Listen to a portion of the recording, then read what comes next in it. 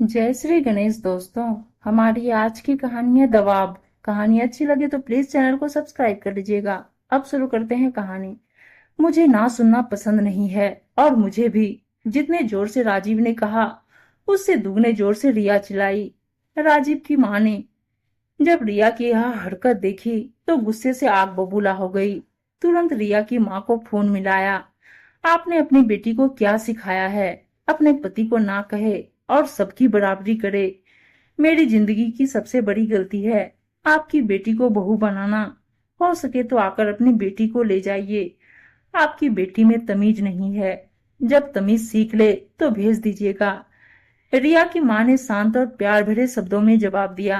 आप क्या कह रही हैं? मुझे तो वहाँ की कोई जानकारी नहीं है। वैसे आप अपनी बहू को भेजना चाहती हैं तो उसे कह दें, वह चली आएगी। मुझे जाकर लाने की कोई जरूरत नहीं है।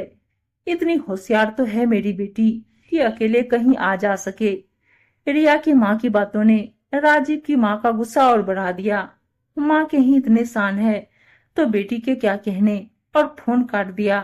राजीव ऑफिस चला गया और रिया रसोई के कामों में लग गई। आज रिया का ऑफिस ऑफ है। रिया भी वर्किंग है और राजीव भी। राजीव और रिया की शादी के लगभग 5 महीने हो गए हैं। राजीव ने शादी की बातें करते समय तो कह दिया था कि रिया की नौकरी से मुझे कोई दिक्कत नहीं। वह शादी के बाद भी काम करना चाहे तो हम लोगों को कोई समस्या नहीं। राजीव भी अच्छे कंपनी में कार्यरत था। घर परिवार ठीक ठाक था।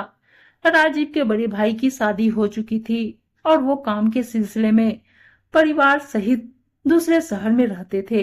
एक ननद थी, वो भी ससुराल बसती थी। छोटा ही परिवार था। साथ ही रिया के काम से उन्हें कोई दिक्कत न थी। तो रिया और रिया के घर वालों ने शादी के लिए हाँ कह दिया। बड़े धूमधाम से रिया और राजीव की शादी हो गई।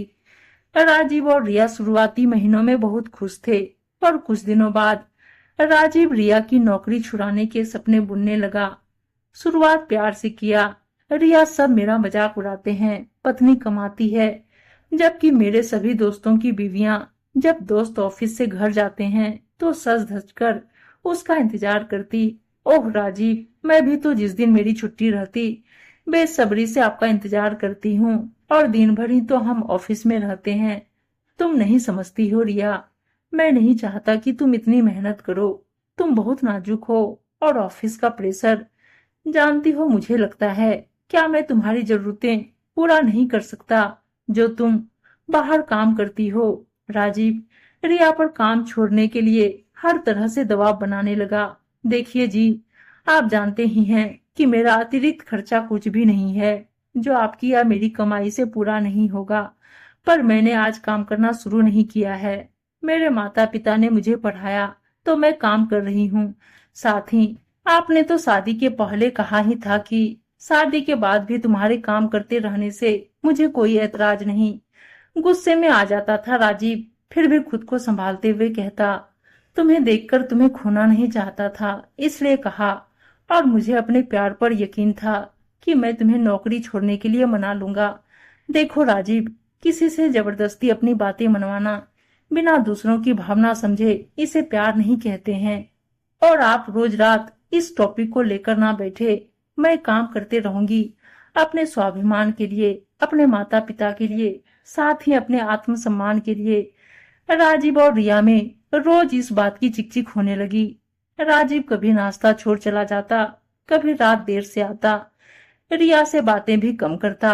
वह रिया से कहता, मैं तुमसे बस एक चीज चाहता हूँ कि तुम नौकरी न करो। और तुम मेरे लिए अपनी नौकरी नहीं छोड़ सकती हो, इसे ही प्यार कहते हैं। रिया कहती, 5 सही कारण बता दीजिए जो मैं काम ना करूं। सबसे बड़ा कारण तो है तुम्हारे पास, तुम्हारा पति नहीं चाहता है। मेरा पति कल को चाहेगा मैं अपनी माँ से बात ना करूं, कल चाहेगा मैं खाना छोड़ दूं। ये कोई मानने वाली बात नहीं है। अब तुम मुझ पर दबाव मत बनाओ। कभी कभी राजीव की माँ भी कहती, बहू, राजीव कहता है तो छोड़ दो ना काम। वैसे भी औरत को घर में कई काम होते हैं। तुम बच्चा जनोगी, बच्चे की देखभाल, और महिलाओं के वे मुश्किल दिन भी तो आते हैं। आखिर जब तुम्हारा पति कह रहा है तो तुम क्यों झेलना चाहती हो? और औरत तो घर की लक्ष्मी, घर का गहना है। अपने पति की इच्छा रखने के लिए छोड़ दो काम। माँ जी, जब मैं माँ बनूंगी तो ऑफिस मुझे मातृत्व अवकाश देगा और मैं घर भी संभाल ही लेती हूँ। सब कुछ सामान्य चल रहा है तो फिर काम छोड़ने की क्या जरूरत है। आप भी तो कम से कम राजीव का साथ ना दें। बस इसी तरह रोज रिया की नौकरी को लेकर विवाद होने लगा। आज तो उसने कह दिया तुम नौकरी छोड़ोगी, ये मेरा अंतिम फैसला है। इस पर रिया ने भी कह दिया बिल्कुल नहीं। कभी सामान्य कभी विवादित जिंदगी चल रही थी दोनों की। पर रिया छोटी मोटी परेशानियों से घबराती नहीं थी। कुछ दिन बाद आज अचानक राजीव की माँ की तबीयत ज्यादा खराब हो गई। आधी रात जब नजदीक का कोई अस्पताल खुला ना था, रिया का एक दोस्त डॉक्टर था। उसने उसे फोन कर घर ही बुला लिया। रिया के दोस्त ने माँ जी को देखा और बगल का अस्पताल खुलवाया। माँ जी को जल्दी से एडमिट करवाया। साथ ही माँ जी के इलाज में काफी खर्चा आया। राजीव के साथ साथ रिया के जमा पैसे भी लग गए। 15 दिन बाद माँ जी होश में आई। बहू को सामने देख कहा, बेटा राजीव, माँ जी वो ऑफिस गए हैं, आज मैं हूँ आपके पास। एक दिन वो और एक दिन मैं रहती थी आपके पास। दोनों एक साथ छुट्टी नहीं ले सकते थे ना। अब वो आते ही होंगे, आप चिंता ना करें। आप बिल्कुल स्वस्थ हैं। राजीव के ऑफिस से आ जाने के बाद रिया और राजीव माँ जी को लेकर घर आ गए। माँ जी को राजीव ने सारी बातें बताई। कैसे रिया के डॉक्टर दोस्त ने अस्पताल खुलवाया। जब राजीव के पास माँ के इलाज में पैसे कम होने लगे तो कैसे रिया ने अपनी सारी जमा पूंजी आपके इलाज में लगा दिया। कैसे राजीव की नौकरी को भी बचाए रखा और अपना भी ऑफिस जाते रही और तन मन से सास की सेवा किया है रिया ने। आंखों में आंसू आ गए सासू माँ के। बेटा, बहू हमारी कामकाजी है, इससे आज तक हमें कोई परेशानी तो नहीं हुई, पर उसके कामकाजी होने से मेरी जान बच गई। हाँ माँ, मैं भी शर्मिंदा हूँ अपनी छोटी सोच पर रिया ने जरा भी मुझे बुरा नहीं महसूस करवाया। बहू से मैं भी माफी मांग लूंगी। तब तक रिया की माँ भी अपने समधन को देखने आ चुकी थी। अब कैसी हैं समधन जी? ठीक हूँ। मैं आपको एक बात कहना चाहती हूँ। हाँ हाँ कहिए ना। आपकी बेटी को अपनी बहू बनाकर सबसे बढ़िया काम किया है मैंने। रिया की माँ की आंखों में भी खुशियों के आंसू थे। उन्होंने कहा, मेरी बेटी हीरा है तो आप जौहरी। हर कोई हीरा को नहीं पहचान सकता। अब आपकी बेटी नहीं, मेरी बहू। रिया की सास ने कहा, हाँ हाँ सिर्फ आपकी बहू। और दोनों समधन हंसने लगे। रिया चाय लेकर आई। राजीव, रिया और दोनों समधन ने आज साथ चाय पीकर रिश्तों की मिठास को और बढ़ा दिया।